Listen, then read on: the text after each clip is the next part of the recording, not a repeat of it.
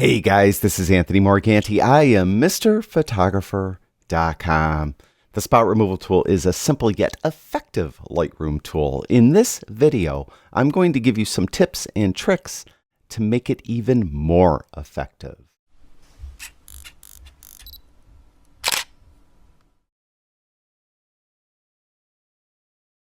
Okay, for those of you new to Lightroom, the spot removal tool is the second tool from the left in the tool well. The keyboard shortcut is the Q key, and you most often will use it to remove blemishes and sensor spots from an image, but you can use it to remove other things as well, as you'll see in this video. And to use it is very simple. You would just size the brush with this slider here, or you could use the center click wheel on your mouse to do it. Or you could use the bracket key. The left bracket keys make it smaller and the right bracket keys larger. And typically what you would do is you would just go over a blemish in this case, click once, and you'll see two circles form. The first circle is where you click. The second circle is where it's sampling. That's where it's looking to take pixels from to blend or replace where you clicked. And that circle is a little bit of a heavier circle, and you could drag that around. So that is really how you would use it. Now, I'll get rid of that by hitting the delete key.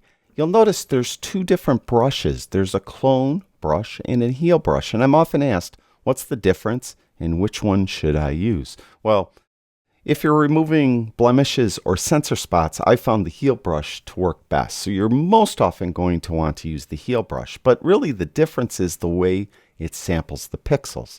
For example, I'll click on this blemish right here, and you can see that it's sampled right here. Now I'm going to just pull it over her hair, and I'm in clone mode now, and I'm going to take feathering all the way down. So you can see what it's actually doing. It's taking the pixels from here, cloning them, and dropping them right there. So it's just basically a one-for-one replacement, right?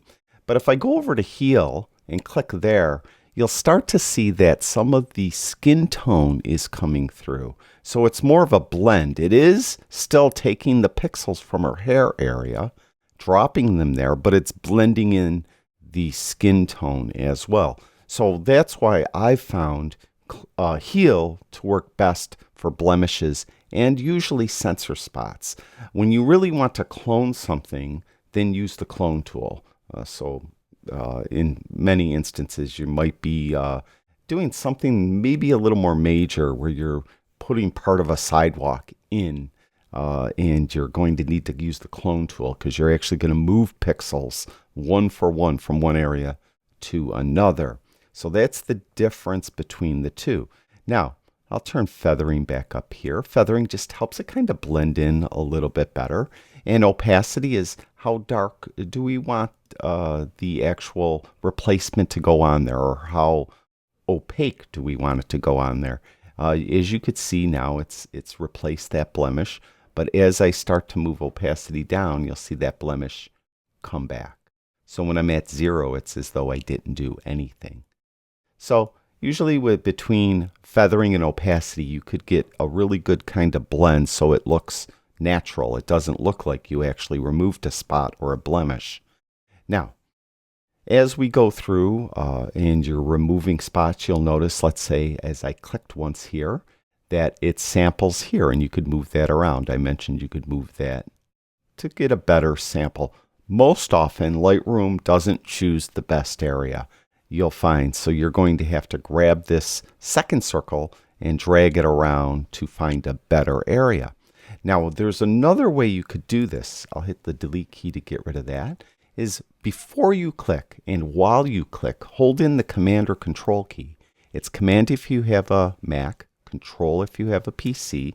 And when you hold that modifier key in and click, you could immediately start dragging and find an area that blends best for that spot you're removing. Just like that. So I'm going to hold the Command key in on my Mac. Again, if you have a PC, it's Control. Click with my left mouse button and just start dragging around.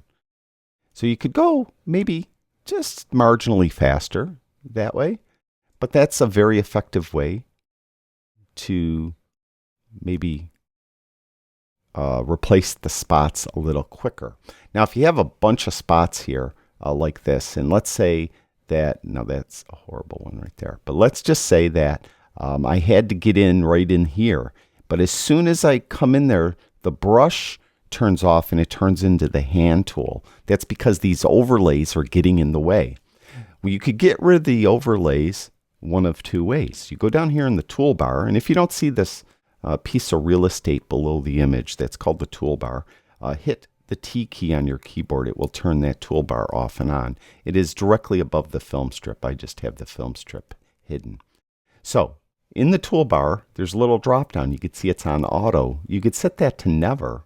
And then when you do that, they're never showing. I prefer auto. That way when I'm hovering over the image, they're there. And when I come off the image, they go away. Unfortunately, in this mode, if I have to get in here and add another spot removal part here, I can't because these overlays are in the way. Just hit the H key, H for hide. It will temporarily hide those, and then you could come in here and get rid of those spots as well. Then hit the H key again to bring all of them back. So that's a little way you could more easily remove spots that are real close to each other. Now let's just say I want to delete all of these. I could delete them one by one by hitting the delete key. A faster way is to hold the Alt or Option key. It's Alt if you have a PC, Option if you have a Mac. And when you do that, you'll notice the cursor turns into this pair of scissors. Then what I'll do is I'll just go way over here where I know I don't have any spots. And it's going to draw a rectangle like that. And it just removed them all. So it's a really very quick way to remove all the spots. Now I'm going to go to another image over here. And you'll see we have a number of telephone lines or power lines going through the shot. So in this case here, let's go to clone mode and let's turn feathering down. And I want to remove those. Now you can just draw on them. I could just click and draw like that. And then it's going to hopefully remove it. Then I could use feathering and stuff to try to blend it in a little better. I'm going to delete that. Another way you could do it is take your brush, make sure that the center circle's just a little larger than the actual power line we're removing. Click once at one far end of this line. So I'll click once there. Now it's sampling there, don't worry about it. Come up over here, hold the Shift key in, and click a second time. And what it will do is it will draw a straight line. And you can see it drew the straight line, although it's not doing a very good job of removing that power line at all. But that gives you an idea that you could at least draw a straight line as well. Bring feathering down, increase size, put feathering up. Either way, you can start playing with these sliders a little bit. Hopefully you could get a better blend there and get rid of that power line. Then of course you do it for the other two as well. Now, one last little tip I'll give you. I'll go down to another image, this image here. There we go. And you can see that we have a lot of sensor spots on this image. So what we'll do is we'll take feathering up, and you could go through and just go and click them one by one. But there's some there that are kind of very faint. For instance, there's one there. They may be a little bit difficult to see. What you can do is go back down to the toolbar down here and click this little checkbox, Visualize Spots. You'll see it turn into this kind of black and white rendition of the image. And you could better see each and every spot.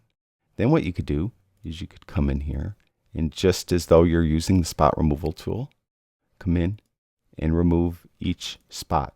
Now, one thing I want to note, it's my understanding from correspondence with Adobe in the past that the spot removal tool uses the most computer resources. Because Lightroom is non-destructive, nothing we're doing here is getting written directly to the image. So what we're doing is actually getting written to another file, and then Lightroom has to take that data from that file, interpret it, and then kind of overlay it onto the image itself. So you'll see that the spot removal tool will drag and work slower, more so than any other tool. So I'll come back here and I'll turn visualize spots back off, and then you can see that we messed up right here. And that's what you're going to find with the spot removal tool quite often. Whenever you're on a little edge like that, like right where this break wall is out there, you'll see that it tends to smear. And that's when Photoshop usually will work a little better. So we'll get rid of that. And we probably have to get a much smaller brush and try to get rid of that and see how that works. And that looks a little better.